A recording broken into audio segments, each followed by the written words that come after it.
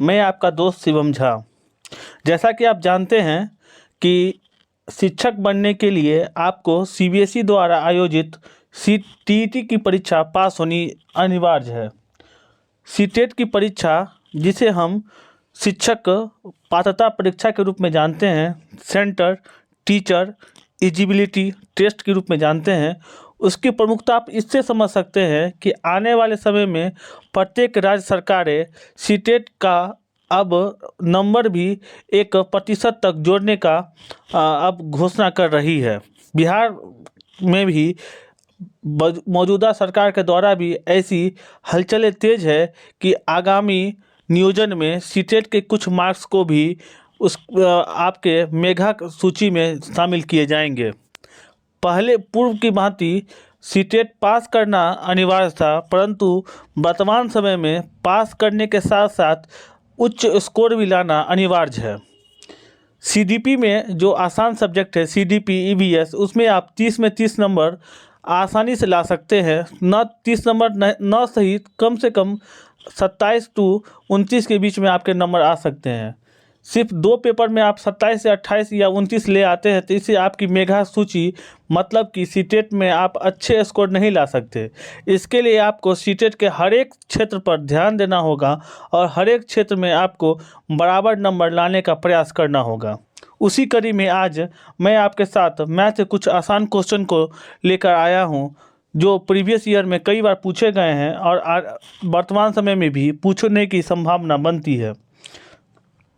चलिए समय की बर्बादी रोकते हुए पहला क्वेश्चन देखते हैं। निम्नलिखित में से कौन आंकड़ों के आलेखीय निरूपण के लिए प्रयोग नहीं किया जाता है? पहला चित्र आलेख, दूसरा पाई चार्ट, तीसरा औसत, चौथा आयत चित्र। इसका उत्तर औसत होगा। दूसरा क्वेश्चन पे चलते हैं। श्यामा के पास एक आयताकार कागज था जिसकी लंबाई 16 सेंटीमीटर और चौड़ाई 8 सेंटीमीटर थी।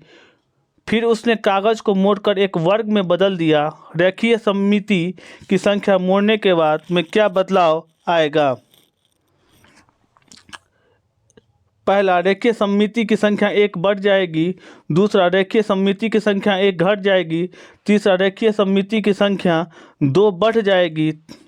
चौथा, रेखीय सममिति की संख्या 2 घट जाएगी। इसका उत्तर सी होगा, रेखीय सममिति की संख्या 2 बढ़ जाएगी। राधा के पास एक आयताकार कार्ड है जिसकी लंबाई 20 सेंटीमीटर और चौड़ाई 10 सेंटीमीटर है। रेणु के पास एक वर्गाकार कार्ड है जिसकी भुजा 15 सेंटीमीटर है। दोनों कार्डों के परिमापों का अंतर क्या होगा?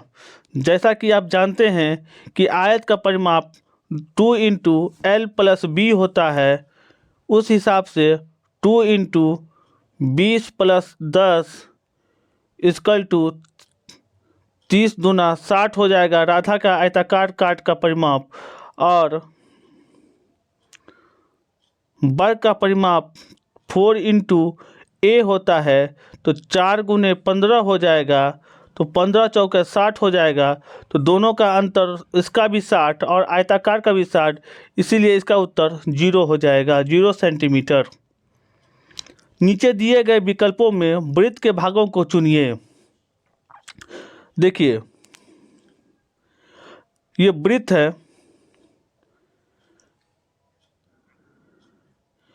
ये रेडियस हो गया, ये होल लाइन डायमीटर है जिसे हम व्यास कहते हैं, ये सेंटर हो गया,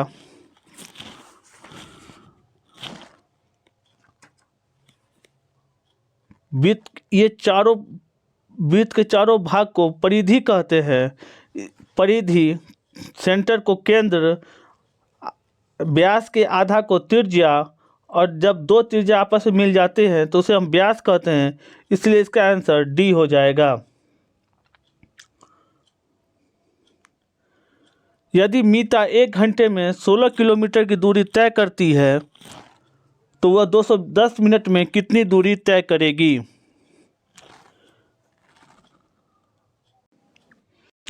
जैसा कि आप जानते हैं कि चाल बराबर दूरी बटा समय होता है, स्पीड बराबर डिस्टेंस बाय टाइम।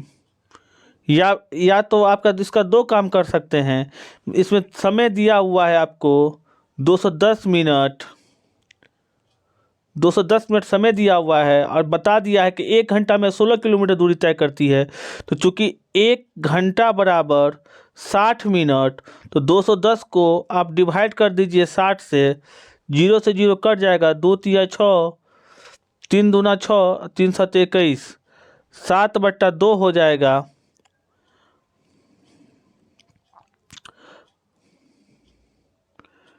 7/2 गुने 16, 2 अट्ठे 16, 8 सत्ते 56, 56 किलोमीटर आएगा।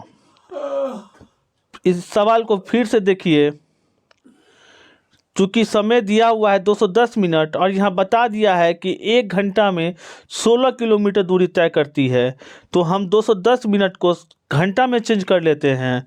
1 घंटा बराबर 60 मिनट होता है, तो 210 को हम 60 से डिवाइड कर देंगे और गुना 16 कर देंगे।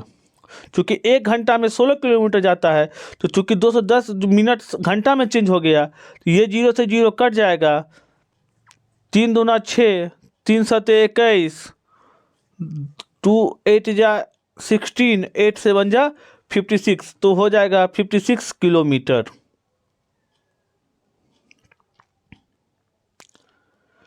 केशव प्रतिदिन 3 घंटे अखबार पढ़ता है।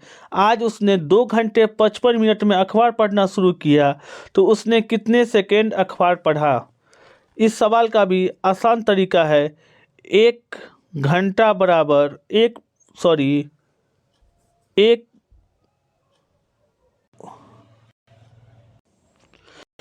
मिनट और 60 सेकेंड होता है, तो चूँकि 2 घंटे दिए हैं, तो 2 गुना 60 गुना 60 प्लस 55 गुना 60, आप गुना करके देखिएगा तो इसका उत्तर 10,500 सेकेंड आएगा। निम्नलिखित में से कौन एक पूर्ण घन है?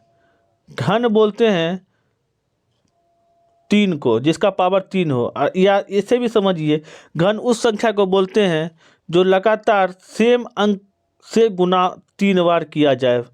4 गुने 4 गुने 4,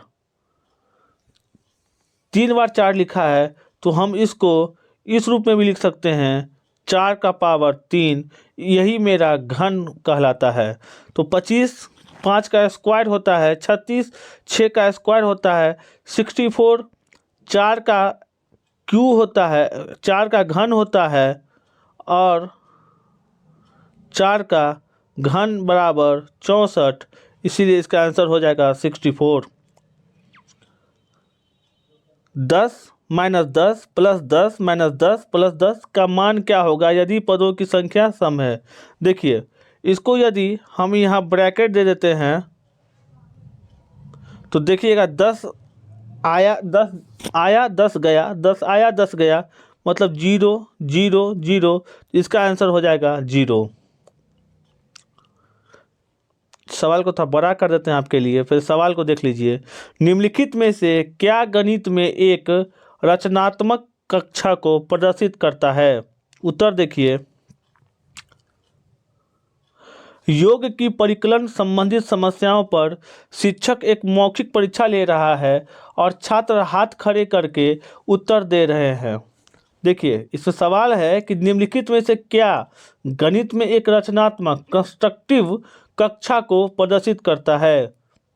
योग की परिकलन संबंधित समस्या पर शिक्षक एक मौखिक परीक्षा ले रहा है और छात्र हाथ खड़े करके उत्तर दे रहे हैं। दूसरा है, शिक्षक श्याम पट पर विविध गणितीय पहेलियों को लिखा है और छात्र बारी बारी से एक एक करके उन्हें श्याम पट पर हल कर रहे हैं।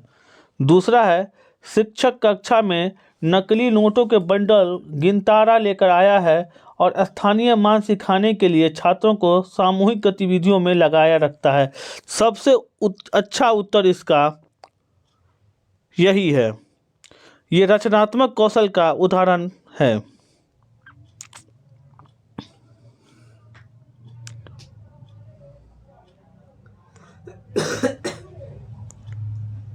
एनसीईआरटी के अनुसार कक्षा 3 के शिक्षार्थियों के लिए निम्नलिखित में से कौन सा अधिगम प्रतिफल नहीं हो सकता। देखिए, कुछ सवाल ऐसे आपको मिलेंगे जिसके लिए आपको पढ़ने की ज़रूरत नहीं पड़ेगी, आपको वहाँ पर अपना तर्क क्षमता को या मानसिक क्षमता को, जिसे हम कहते हैं, उसे आपको विकसित करना होगा। और आपको वहाँ पर शिक्षक न समझकर आपको खुद छात्र बनकर उस सवाल के प्रति आपका दृष्टिकोण ही आपको उसका उत्तर दिलवाने में सहायता करेगा। एनसीईआरटी के अनुसार कक्षा 3 के शिक्षार्थियों के लिए निम्नलिखित में से कौन सा अधिगम प्रतिफल नहीं हो सकता है।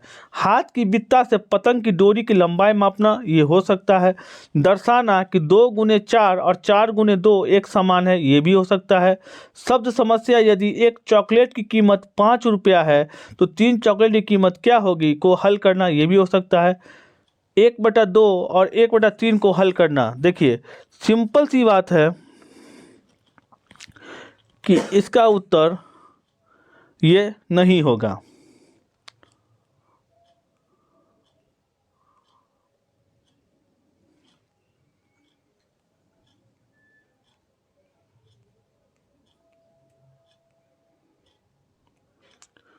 सवाल को देखिए, एक शिक्षक कक्षा में भिन्न का परिचय देने के लिए निम्नलिखित में से किसका उपयोग सर्वाधिक उपयुक्त है। पानी से पूर्ण भरे हुए एक गिलास से 1/3 गिलास पानी पी लेने पर कितना बचेगा। दूसरा, 1/2 का अर्थ क्या है। आप एक सेब को 4 दोस्तों में समान रूप से कैसे बांटेंगे। यदि किसी व्यक्ति को एक कार्य को पूरा करने में 10 दिन लगते हैं तो एक दिन में कितना कार्य पूरा होगा। देखिए, इसमें है कि एक शिक्षक कक्षा में भिन्न का परिचय देने के लिए निम्नलिखित में किसका उपयोग सर्वाधिक है।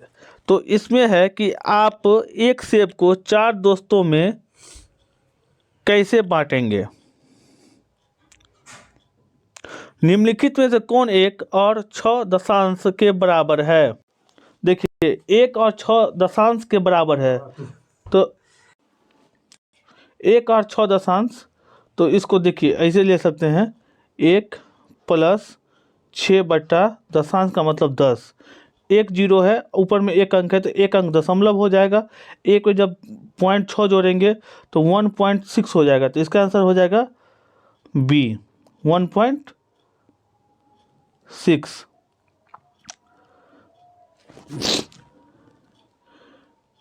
प्राथमिक स्तर पर गणित के आकलन,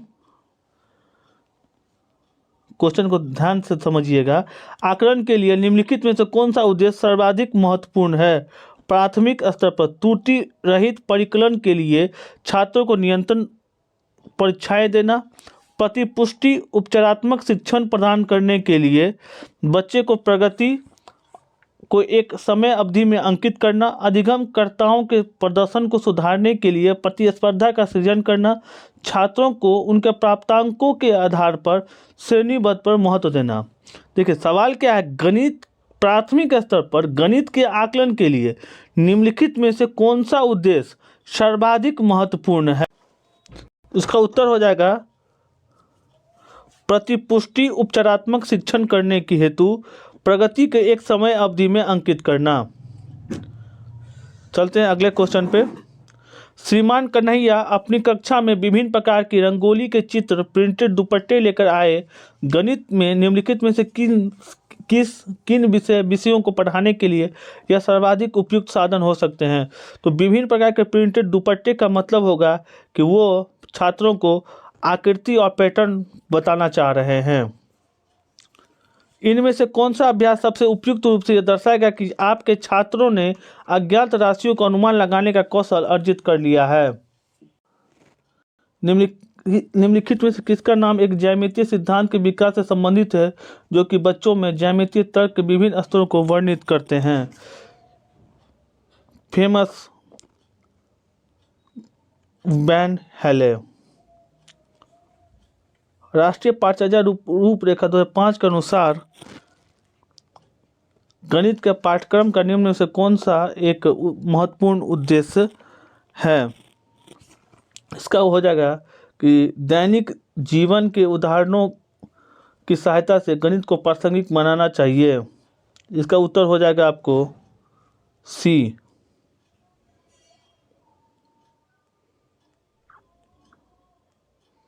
निम्नलिखित में से गणित शिक्षण के अधिगम से संबंधित उपागम नहीं है। आगमनात्मक निगमनात्मक समस्या समाधान, विश्लेषण संश्लेषण, ड्रिल या अभ्यास। तो इसका उत्तर हो जाएगा डी, ड्रिल और अभ्यास।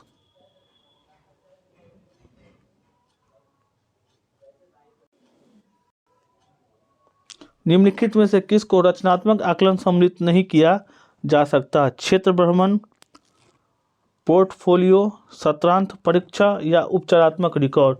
रचनात्मक आकलन में सत्रांत परीक्षा को शामिल नहीं किया जाता है। ये थे आपके अंतिम क्वेश्चन। आपसे फिर वही बात मैं पुनः दोहराऊंगा कि अब आप सीटेट में सिर्फ क्वालिफाई पर ध्यान न देकर अब आप स्कोरिंग पर भी ध्यान दें, क्योंकि यूपी सरकार ने भी यूपी टीटी में सीटेट परीक्षा का कुछ नंबर को जोड़ने का फैसला अपने ट्विटर अकाउंट पर दिया था। अभी आधिकारिक घोषणा नहीं हुई है फिलहाल, लेकिन ये बिहार में भी ऐसा चर्चा चल रहा है कि कुछ मार्क्स आपके मैट्रिक और इंटर के जोड़कर और कुछ सीटेट के मार्क्स को जोड़कर आपके मेगा सूची का निर्माण किया जाएगा। इसलिए अब सीटेट का भी उतना ही महत्वपूर्ण स्थान बनता जाएगा जितना महत्वपूर्ण स्थान आपके एकेडमिक के अंक होंगे। तो इसीलिए अब आप सिर्फ सीडीपी या ईबीएस पर फोकस न करके जितने भी पांचों सेक्शन है, CDP, EBS, math, Hindi, Sanskrit oblique English, जो भी आपका लैंग्वेज प्रेफर आप करते हैं, सभी पर आपको बराबर रूप से ध्यान देना होगा। तब तक के लिए धन्यवाद। लाइक और सब्सक्राइब करना न भूलें। साथ में साथ नया चैनल है, शेयर अवश्य करें। फिर किसी वीडियो में आपसे मुलाकात होगी। तब तक के लिए धन्यवाद। Keep watching.